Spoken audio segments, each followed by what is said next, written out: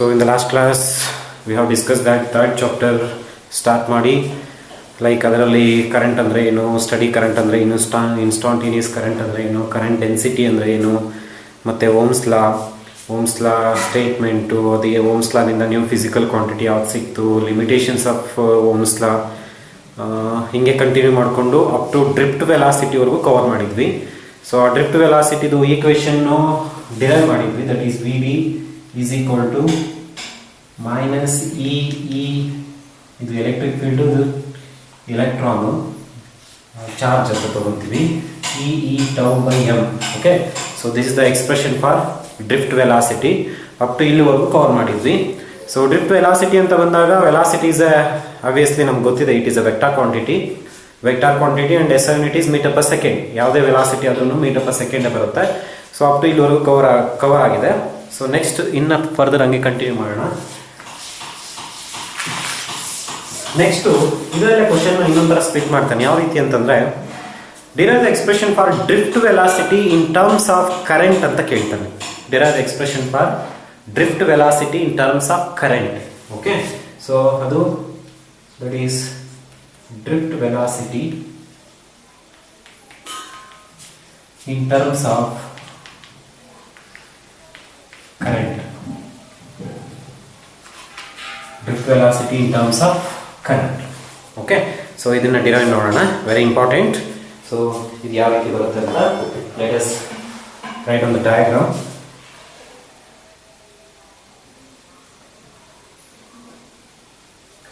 Okay, ಇದಕ್ಕೆಲ್ಲ similar diagrams, ಏನು changes ಇಲ್ಲ. Consider A conductor of length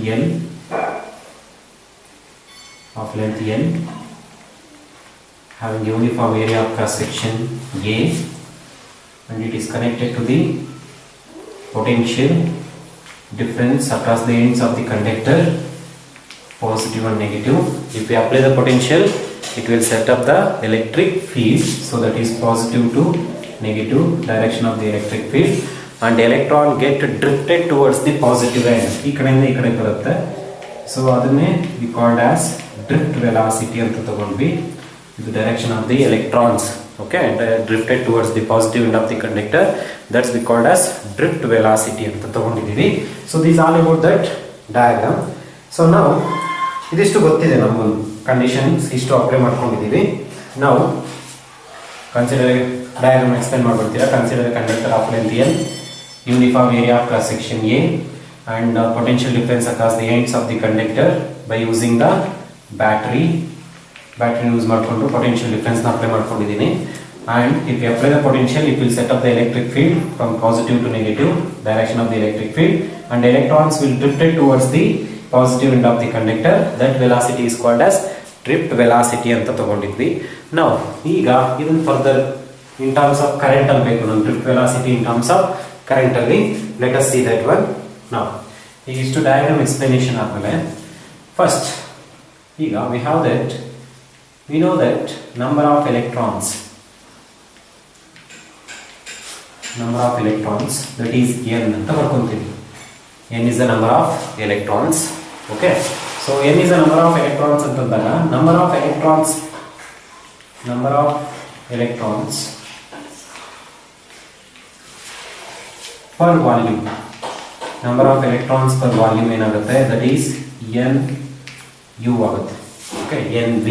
so nv is the number of electrons per unit volume. okay, so number of electrons per unit volume ಅಂತ ತಗೊಂಡಾಗ that is number of electrons per unit volume ಅಂತ ತಗೊಂಡ್ರೆ n into volume ಅಂತಂದ್ರೆ area into length. okay, now the total number of electrons ಆಯ್ತು. ಈಗ the total charge, very simple, it is the total charge on a conductor. total charge on a conductor ಏನಾಗುತ್ತೆ, that is number of electrons into area into length into charge, that is q. okay, so that total charge ಏನಾಗುತ್ತೆ ಅಂತಂದ್ರೆ number of electrons, we have that the total charge is nothing but ಇದು Q total charge q. ಇದು number of electron, number of electrons ಅಂತಂದ್ರೆ charge of an electron E ಅಂತ ತಗೊಂತೀವಿ. Don't get confuse. ಇದು number of electrons ಎಷ್ಟಿದೆ, n number of electrons. Number of electrons per unit volume, that is NU, sorry NV. Volume ಅಂತಂದ್ರೆ area into length, so that is N into A into L. The total charge on a conductor Q, that is number of electrons in charge of an electron. ಅದನ್ನ multiplication ಮಾಡ್ಕೊಂಡ್ರೆ total charge ಸಿಕ್ಬಿಡುತ್ತೆ. Okay, so now ಈಗ we know that I is equal to, that is current is equal to Q by T. Current is equal to, it is the rate of flow of charges ಅಂತ ತಗೊಂಡ್ವಿ, that is Q by T. So Q by T ಅಂತ ತಗೊಂಡಾಗ Q is equal to ಏನಿದೆ, N E A N divided by T ಆಗುತ್ತೆ. Okay, N E A divided L by T. So L by T ಅಂತ ತಗೊಂಡ್ರೆ length by time, that is displacement by time, that's we called I is equal to N E A V D. V D ಅಂತಂದ್ರೆ drift velocity. So current in terms of drift velocity. ಇಲ್ಲಿ drift velocity in terms of current ಕೇಳಿರೋದಕ್ಕೆ, that is VD is equal to, VD ಇಲ್ಲೇ ಇಟ್ಕೊಳ್ಳೋಣ, I divided by NEA ಅಂತ ಬರುತ್ತೆ. So this is the drift velocity in terms of current. ಇಲ್ಲಿವರೆಗೂ ಒಂದು ಸ್ವಲ್ಪ confuse ಆಗ್ಬೋದು, but very simple ಇದೆ. Number of electrons per unit volume, total charge ಅಂತ ಬಂದಾಗ number of electrons into unit volume into basic unit of charge. ಇದನ್ನ electron ಅಂತಂದಾಗ charge of an electron multiply ಮಾಡಲೇಬೇಕು, ಅದು ಟೋಟಲ್ ಚಾರ್ಜ್ ಕೊಡುತ್ತೆ. Total charge on the conductor, ಆ total charge ಬಂತು ಅಂತಂದ್ರೆ ನೆಕ್ಸ್ಟ್ ಕರೆಂಟ್ ಇದು ಗೊತ್ತಿದೆ, rate of flow of charge Q by T. Q ಇರೋ ಕಡೆ NEA ಇದನ್ನ ಸಬ್ಸ್ಟಿಟ್ಯೂಟ್ ಮಾಡಿದ್ದೀನಿ, NEA L by T. L by T ಅಂತಂದ್ರೆ displacement by time, therefore that is VD is equal to L by T ಅಂತ. Okay, therefore ಇದು. So this is current in terms of drift velocity, that is I is equal to NEA VD. Idu drift velocity in terms of current, VD is equal to I by NEA. Okay, so this is also one of the important derivation. Look at that, very simple is that. So go through that one.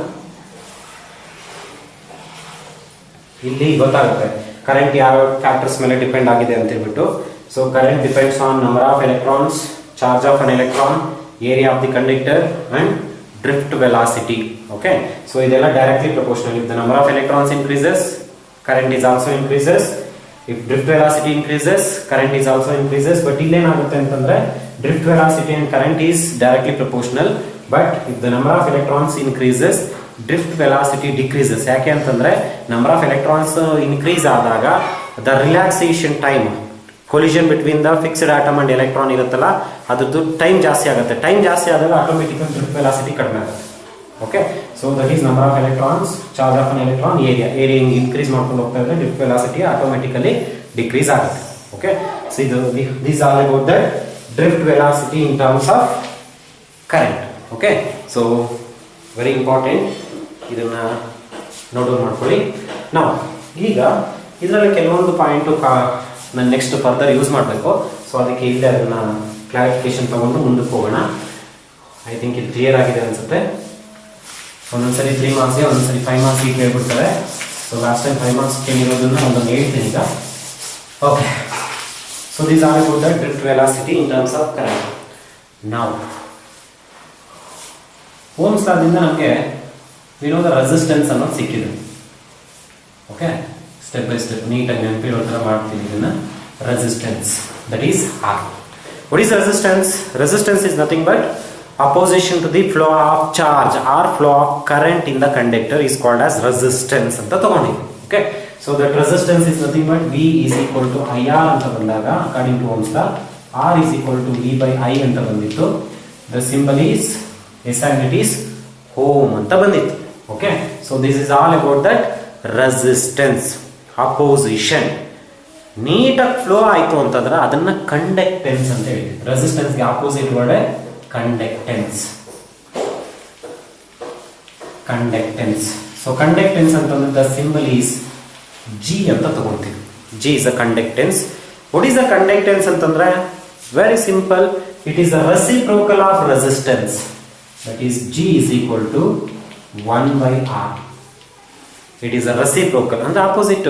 Resistance ಜಾಸ್ತಿ ಇದ್ರೆ conductance ಕಡಿಮೆ ಇರುತ್ತೆ, conductance ಜಾಸ್ತಿ ಇದ್ರೆ resistance ಕಡಿಮೆ ಇರುತ್ತೆ. Okay, so this is the fact that conductance ಇದಕ್ಕೂ opposite, ಇದು ಅಪೋಸ್ ಮಾಡುತ್ತೆ, ಇದು ಫ್ಲೋ ಮಾಡುತ್ತೆ.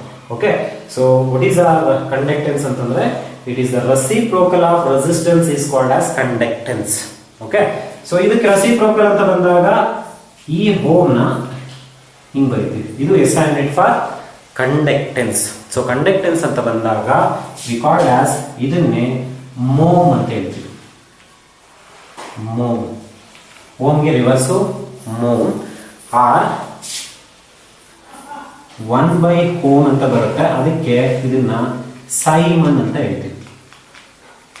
SI ಯೂನಿಟ್ ಇಷ್ಟು ಆಗುತ್ತೆ, mho or siemens. Mho or siemens is the SI unit for conductance. Okay, so conductance. Next ಇದು ಕಂಡಕ್ಟೆನ್ಸ್ ಆಯ್ತು ಅಂತಂದ್ರೆ ನೆಕ್ಸ್ಟ್ ಇದನ್ನೇ ಇನ್ನೊಂದು ಫ್ಯಾಕ್ಟರ್ ಅಲ್ಲಿ ದಟ್ಸ್ ವಿ ಕಾಲ್ಡ್ ರೆಸಿಸ್ಟಿವಿಟಿ ಅಂತ ಬರುತ್ತೆ. ರೆಸಿಸ್ಟಿವಿಟಿ, ಸೊ ರೆಸಿಸ್ಟಿವಿಟಿನ ಬಟ್ ರೆಸಿಸ್ಟಿವಿಟಿ, ಸೊ ರೆಸಿಸ್ಟಿವಿಟಿ ಅಂತಂದ್ರೆ it is very important. So that is we called resistance per unit area, resistance per unit area and resistance per unit area and unit area per unit length, resistance per unit area per unit length. Okay, suppose ಈಗ let us consider that it is a conductor ಅಂತ ತಗೋಣ. ಇದು conductor ಅಲ್ಲಿ unit length unit area ಇದೆ, ನಮ್ಗೆ already specified mention ಇದೆ. ಇದರಲ್ಲಿ what is the opposition ಅಂತಂದ್ರೆ ಅದನ್ನೇ V called as resistivity. Specified, specific resistance ಅಂತಾನು ಹೇಳ್ತೀವಿ. ಪರ್ಟಿಕ್ಯುಲರ್ ಆಗಿ ಇಷ್ಟೇ ರೆಸಿಸ್ಟೆನ್ಸ್ ಇದೆ ಈ ಕಂಡಕ್ಟರ್ ಅಲ್ಲಿ ಅಂತಂದ್ರೆ ಅದನ್ನೇ ರೆಸಿಸ್ಟಿವಿಟಿ ಆರ್ ಸ್ಪೆಸಿಫೈಡ್ ರೆಸಿಸ್ಟೆನ್ಸ್ ಅಂತಾನು ಹೇಳ್ತೀವಿ. Okay, so that is V called as resistivity. C symbol ನೋಡಿ, ಇಲ್ಲಿ ನೀಟಾಗಿ ಡೆಫಿನೇಷನ್ ಅರ್ಥ ಬರುತ್ತೆ. ರೋ ಅಂತಂದ್ರೆ resistance per unit area per unit length. Okay, resistance per unit area per unit length is called as resistivity anta tagonತೀವಿ. So rho is equal to RA by N. Okay, so where R is nothing but ohm, SI unit, area ಗೆ meter square, ಇಲ್ಲಿ meter, 1 meter cancel ಆಗುತ್ತೆ. So ಅದಕ್ಕೋಸ್ಕರ ಇಲ್ಲಿ SI unit is ohm meter. Ohm meter is the SI unit for resistivity. Okay, ಇದನ್ನ ನೆನ್ಪಿಟ್ಕೊಳ್ಳಿ, resistance and resistivity. Resistance ಗೆ reciprocal ಬಂದ್ರೆ conductance ಅಂತ ಬರುತ್ತೆ, ರೆಸಿಸ್ಟಿವಿಟಿ ರೆಸಿಪ್ರೋಕಲ್ ಬಂದ್ರೆ ಕಂಡಕ್ಟಿವಿಟಿ ಅಂತ ಬರುತ್ತೆ ಅಷ್ಟೇನೆ. ಓಕೆ, ಸೊ ನೆಕ್ಸ್ಟ್ ಹಾಗಾದ್ರೆ ಇದಾದ್ಮೇಲೆ ಇದು ಈಗ ಇಲ್ಲೇ ಕೆಲವೊಂದು ಪಾಯಿಂಟ್ಸ್ ನಾನು ನೆಕ್ಸ್ಟ್ ಕಂಡಕ್ಟಿವಿಟಿ ಹೇಳ್ಬೇಕು. ಇಲ್ಲೇ ಕೆಲವೊಂದು ಪಾಯಿಂಟ್ಸ್ ನ ನಿಮ್ಗೆ ಡಿಫೈನ್ ಮಾಡ್ತೀನಿ. ಓಕೆ, ಸೊ ಅದು ಯಾವ ರೀತಿ ಅಂತ ಹೇಳ್ತೀನಿ ನೋಡಿ. ಈಗ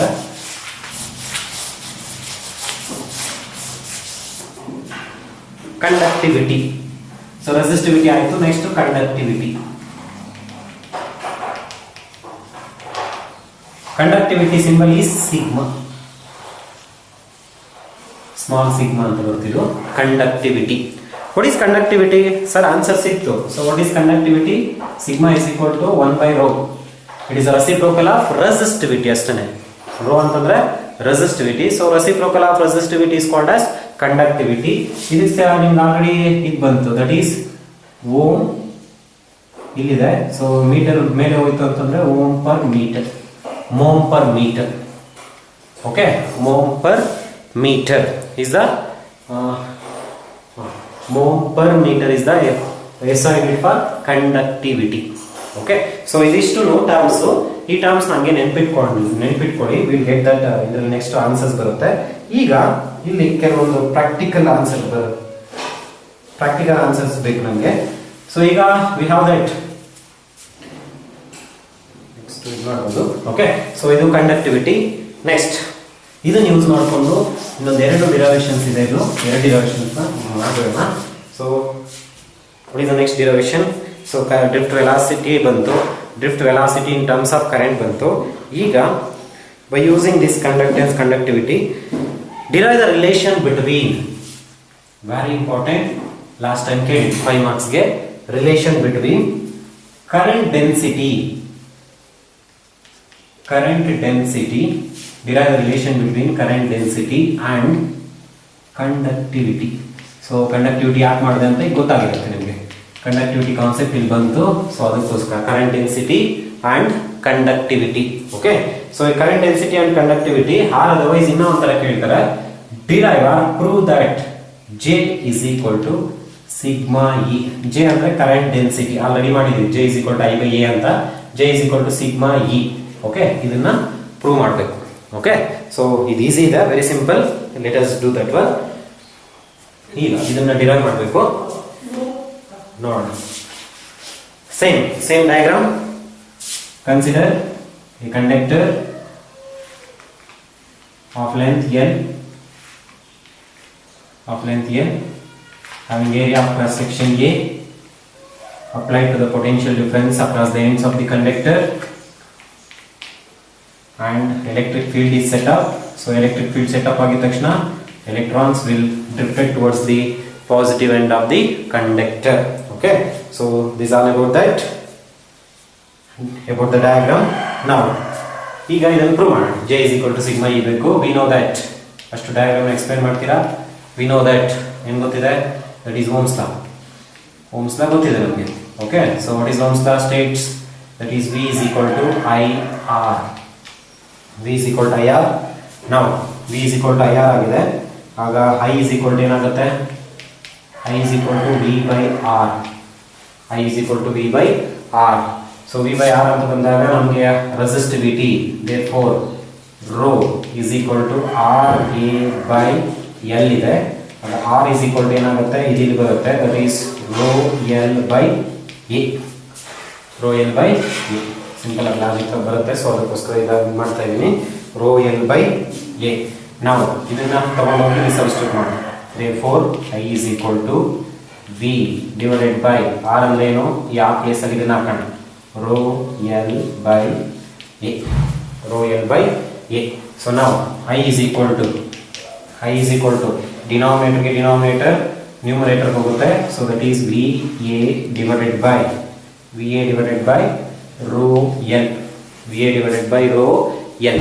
Okay, so VA divided by rho L ಅಂತಂದಾಗ I ನ ಇಲ್ಲಿ ತಗೊಂತೀವಿ. That is I by A is equal to 1 by rho V by L. V under potential, not at velocity, it is a potential.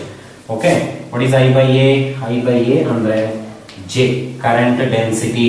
1 by rho, sir, ignore the conductivity. Okay, V by L, relation between electric field and electric potential. That is V by L ಅಂತಂದ್ರೆ E ಅಂತ ಬರ್ಕೋಬಹುದು. Okay, so this is the expression for current density and conductivity. Therefore ಇಲ್ಲಿ ಏನು ಬಳಸ್ಕೊಂಡಿದ್ದೀರಾ ಅದನ್ನೆಲ್ಲ ಬರ್ಬಿಡಿ. therefore I by A ಅಂದ್ರೆ ಏನಂತಿದೆ? J 1 by rho conductivity, V by L electric field. It is a relation between electric field and electric potential. Okay, so it is very important. ನಿಮಗೆ definite ಆಗಿ ಕೇಳ್ತಾರೆ ಈ ಥರದ question. ಯಾವ ರೀತಿ ಕೇಳ್ತಾರೆ ಅಂತಂದ್ರೆ, derive the relation between current density and conductivity. R show that J is equal to sigma E, or derive J is equal to sigma E ಅಂತಾನೆ ಡೈರೆಕ್ಟ್ ಆಗಿ ಕೇಳ್ತಾರೆ. Okay, so this is all about that your derivation. Very simple, ಎಲ್ಲ ಇದೆ, ಇಷ್ಟೇ easy ಬರುತ್ತೆ. ಇದನ್ನ ತಗೊಂತೀರಾ, ಅದನ್ನ explain ಮಾಡ್ಕೊಂಡು ಹೋಗ್ತೀರಾ. Okay, so this all about that your derivation. So go through this one.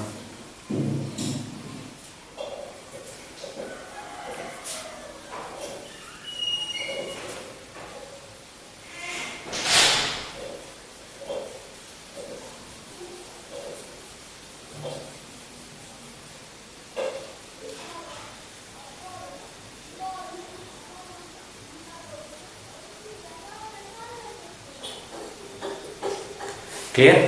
Okay, so and ಇದರಲ್ಲೇ ಇದ್ರ ಟರ್ಮ್ಸ್ ಅಲ್ಲೇ ಇನ್ನೊಂದು ಬರುತ್ತೆ.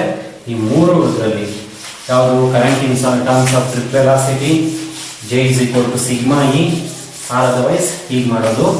ಸೊ ಆ ಮೂರಲ್ಲಿ ಒಂದು ಡೆಫಿನೆಟ್ ಇರುತ್ತೆ ಫಾರ್ 5 marks. ಓಕೆ, ಸೊ ಅದನ್ನು ಕ್ವಶನ್ ಬರ್ಕೊಂಡ್ವಿ. Derive the relation between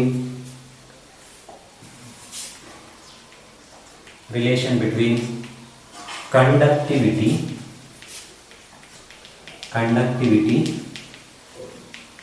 in terms or conductivity there are the relation between conductivity and relaxation time. ಇದನ್ನ ಆಲ್ರೆಡಿ ಡಿಸ್ಕಸ್ ಮಾಡಿದ್ದೀನಿ ನಿಮ್ಮ ಹತ್ರ. Relaxation time. What is relaxation time ಅಂತಂದಾಗ ಒಂದು electron conductor ಅಲ್ಲಿ electric field set up ಆಗಿದ ತಕ್ಷಣ ಪಾಸಿಟಿವ್ ಎಂಡ್ ಕಡೆಗೆ ಮೂವ್ ಆಗಬೇಕಾದ್ರೆ ಆಟಮ್ ಜೊತೆ ಕೊಲಿಷನ್ ಆಗುತ್ತೆ. ಕೊಲಿಷನ್ ಆಗಬೇಕಾದ್ರೆ there is a time delay. That time delay we called as relaxation time ಅಂತ ತಗೊಂಡಿದ್ವಿ. ಆ ರಿಲ್ಯಾಕ್ಸಿಯೇಷನ್ ಟೈಮ್ ನ ಕಂಡಕ್ಟಿವಿಟಿಯಲ್ಲಿ ರೆಪ್ರೆಸೆಂಟ್ ಮಾಡಿ ಅಂತ ಕೇಳ್ತಿದ್ದಾರೆ. Okay, it is also very simple ಇದೆ. So let us see that one, relation between conductivity in terms of relaxation time. Okay, same diagram. Consider ಇದಕ್ಕೆ ಎರಡು ಆಪ್ಷನ್ಸ್ ಇರುತ್ತೆ. ಇದರ ಡಯಾಗ್ರಾಮ್ ಆದ್ರೂ ಬರೀಬಹುದು, ಇಲ್ಲ ಎಕ್ಸ್ಪ್ಲನೇಷನ್ ಆದ್ರೂ ಬರೆದ್ರು 1 ಮಾರ್ಕ್ ಇರುತ್ತೆ. So consider A conductor of length L having uniform area of cross section A applied to the potential difference across the ends of the conductor. It will set up the electric field E. So if we set up the electric field E, there is the electrons drifted towards the positive end of the conductor. That's we called as drift velocity anta tagondidvi. So these are about that diagram. Okay, now iga idana conductivity in terms of relaxation time. Conductivity antandre sigma barbeku. So otherwise last equation ತೋರಿಸ್ತೀನಿ ನಿಮಗೆ. So we know that already ನಾವು ಇದು ಮಾಡ್ಕೊಂಡಿದ್ದೀವಿ. J is equal to ಏನು ಬಂದಿದೆ, sigma E ಅಂತ ಬಂದಿದೆ. J is equal to sigma E. ನಮ್ಗೆ ಬೇಕಾಗಿರೋದು sigma. So sigma is equal to ಏನಾಗುತ್ತೆ, sigma is equal to J by E ಆಗುತ್ತೆ. J by E. Sigma is equal to J by E. So sigma is equal to J ಅಂತಂದ್ರೆ already ಗೊತ್ತಿದೆ, that is I by A. So that is I by A into E. Okay, therefore ಇಲ್ಲಿ ಅಂತ ತಗೊಂಡ್ವಿ, that is J is equal to say I by A ಅಂತ ತಗೊಂಡಿದ್ವಿ. Okay, so ಈಗ ನಮಗೆಲ್ಲ ಗೊತ್ತಿದೆ, ಇಲ್ಲೇ ಬರ್ಕೊಳ್ಬೇಕಾದ್ರೆ J ಅಂತಂದ್ರೆ ಏನು, I by A ಅಂತ. ಓಕೆ, ನಾವು ಈಗ ಇಷ್ಟೊತ್ತು ಡಿಸ್ಕಸ್ ಮಾಡ್ಕೊಂಡು ಬಂದಿದ್ವಿ. I is equal to ಏನಿದೆ, NEAVD, that is current in terms of drift velocity. ಈಗಾಗಲೇ ಡಿರೈವ್ ಮಾಡಿದ್ವಿ. Okay, so that is I is equal to NEAVD. substitute J is equal to, sorry, sigma is equal to I ಅಂದ್ರೆ NEAVD by AE. Okay, so ಇದು cancel ಮಾಡಿ, A and A cancels. Now sigma is equal to NEVD by E. So VD ಗೆ already derivation ಮಾಡಿದ್ವಿ, what is drift velocity ಅಂತ. So that is NE by E. VD ಅಂತಂದ್ರೆ E tau by m ಅಂತ ಇದೆ. Okay, so ಇದು VD, ಇದು drift velocity. ಅಲ್ಲಿ negative term neglect ಮಾಡಿದ್ದೀನಿ. ಸೊ ನಾವು E and E cancel. Sigma is equal to NE square tau by m. ಈ tau ಅನ್ನೋದು relaxation time. So this is the relation between conductivity and relaxation time. NE square tau by m. Okay, so this is the relation between conductivity in terms of relaxation time. ಒಂದೊಂದು ಸರಿ ಯಾವ ರೀತಿ ಕೇಳ್ತಾನೆ ಅಂದ್ರೆ question, show that or derive sigma is equal to NE square tau by m ಅಂತಾನು ಕೇಳ್ತಾನೆ, ಎರಡು ಒಂದೇ. ಓಕೆ, ಸೊ ಇದನ್ನ ನೀಟಾಗಿ ನೋಡ್ಕೊಳ್ಳಿ. ಇದಿಷ್ಟೇ, ವೆರಿ ಸಿಂಪಲ್ ಆಗಿದೆ. ಕಂಡಕ್ಟರ್ ಅದನ್ನ ಡಯಾಗ್ರಾಮ್ ಎಕ್ಸ್ಪ್ಲೈನ್ ಮಾಡ್ತೀರಾ. ಸೊ ನೆಕ್ಸ್ಟ್ ಇದೇ ಈಕ್ವೇಶನ್ ಮಾಡಿರೋಂಥ ಈಕ್ವೇಶನ್ಸ್ ನ ಬಳಸ್ಕೊಂಡು ಇದನ್ನ ಪ್ರೂವ್ ಮಾಡ್ತೀರಾ. Clear? Okay, so go through this one minute. So ಅದನ್ನ ಒಂದ್ಸರಿ ಅಬ್ಸರ್ವ್ ಮಾಡಿ, will get the answer. Very easy ಇದೆ.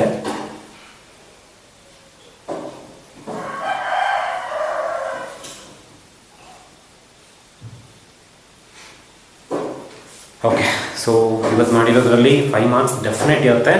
ಸೊ ಒಂದು drift velocity in terms of current. Next J is equal to sigma E. ಇನ್ನೊಂದು sigma is equal to NE square tau by m.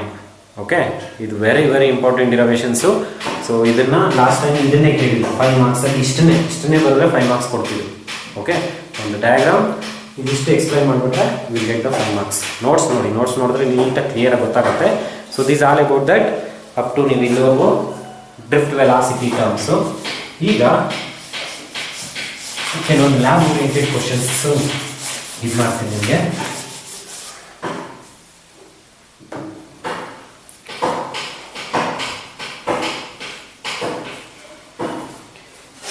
ಈ ಥರದ್ದು coil almost ನಿಮ್ಗೆ ಎಲ್ಲ ಕಡೆನೂ ಸಿಗುತ್ತೆ, CFL ಬಲ್ಬ್ಸಲ್ಲೆಲ್ಲನೂ. Okay, so ಇದರಲ್ಲಿ ನಿಮಗೆ ಯಾವ್ಯಾವ ಕಾಂಪೋನೆಂಟ್ಸ್ ಬೇಕೋ ಅವೆಲ್ಲ ಸಿಗುತ್ತೆ ನಿಮಗೆ. This is B called as capacitor. ಇದು ಕೆಪಾಸಿಟರ್, ಇದು ಕೆಪಾಸಿಟರ್, ಇದು ಕೆಪಾಸಿಟರೇ, ಈ ಥರ ಇರೋದು ಇದು ಕೆಪಾಸಿಟರೇ. ಓಕೆ, ಇವೆಲ್ಲ ಇದು ಕೆಪಾಸಿಟರ್ ಮತ್ತು ಇದು ಕೆಪಾಸಿಟರ್ ಈ ಥರದ್ದು. ಓಕೆ, ಸೊ ನೆಕ್ಸ್ಟು ಇದರಲ್ಲಿ ರೆಸಿಸ್ಟರು ಇದೆ, ಅದಕ್ಕೆ ಇದನ್ನು ತೊಗೊಂಡೆ. ಈಗ ಅದ್ರದ್ದು ಲ್ಯಾಬ್ ಓರಿಯೆಂಟೆಡ್ ಕ್ವಶನ್ಸ್ ಕೇಳೋಣ ಅನ್ನೋ ಉದ್ದೇಶಕ್ಕೇ. ಈ ಥರದ್ದು ಕಾಂಪೋನೆಂಟ್ಸ್ ಇದ್ದರೆ ನೀವು ಕಲೆಕ್ಟ್ ಮಾಡ್ಕೊಳ್ಳಿ. ನೆಕ್ಸ್ಟು ಆಫ್ಲೈನ್ ಕ್ಲಾಸ್ ಸ್ಟಾರ್ಟ್ ಆದಾಗ ನಿಮ್ಗೆ ಹೆಲ್ಪ್ ಆಗುತ್ತೆ ನಾನು ನೀಟಾಗಿ ಎಕ್ಸ್ಪ್ಲೈನ್ ಮಾಡಲಿಕ್ಕೆ. ಮತ್ತು ಲ್ಯಾಬಲ್ಲೂ ಇದೆ, ತೋರಿಸ್ತೀನಿ ನಾನು ನಿಮಗೆ. 1 ಮಿನಿಟ್ ಇದನ್ನು ರಿಮೂವ್ ಮಾಡ್ತೀನಿ.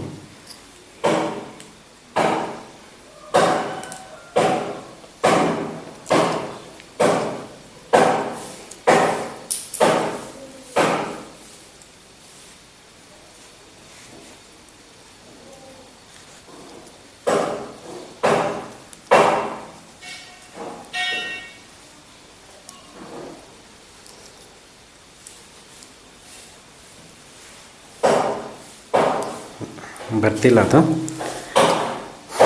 ಐ ಥಿಂಕ್ ಕಾಣುತ್ತಾ? ಇಲ್ಲಿದೆ ನೋಡಿ, ಇದು ಅದ್ರ ಮೇಲೆ ಕಲರ್ ಕೋಡ್ಸ್ ಎಲ್ಲ ಇದೆ, ತೋರಿಸ್ತೀನಿ. ಅದನ್ನು ನಿಮ್ಗೆ ಇನ್ನೂ ಕ್ಲಿಯರ್ ಆಗೋದು ಬರ್ತಿಲ್ಲ, ಸೊ ರಿಮೂವ್ ಮಾಡಿ. I will explain that one. That's be called as resistance.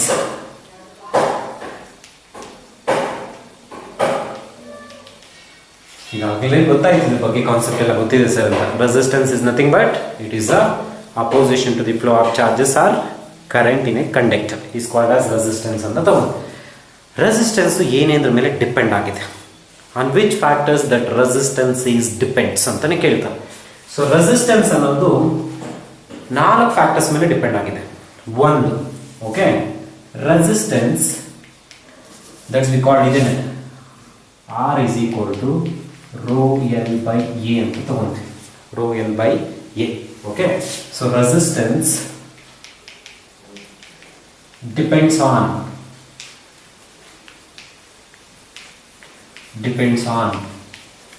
one, length, ಎರಡನೇದು ಏರಿಯಾ, ಲೆಂತ್, ಏರಿಯಾ. ಇದನ್ನೇ ಫಿಸಿಕಲ್ ಡೈಮೆನ್ಷನ್ಸ್ ಅಂತ ತಗೊಂತೀವಿ. ಹಾಗಾದ್ರೆ resistance depends on dimensions of the conductor, dimensions ಮೇಲೆ ಡಿಪೆಂಡ್ ಆಗಿದೆ. ಮೂರನೇದು ಇಟ್ಸ್ ಡಿಪೆಂಡ್ಸ್ ಆನ್ ಟೆಂಪರೇಚರ್. ನಾಲ್ಕನೇದು it's depends on nature of the conductor.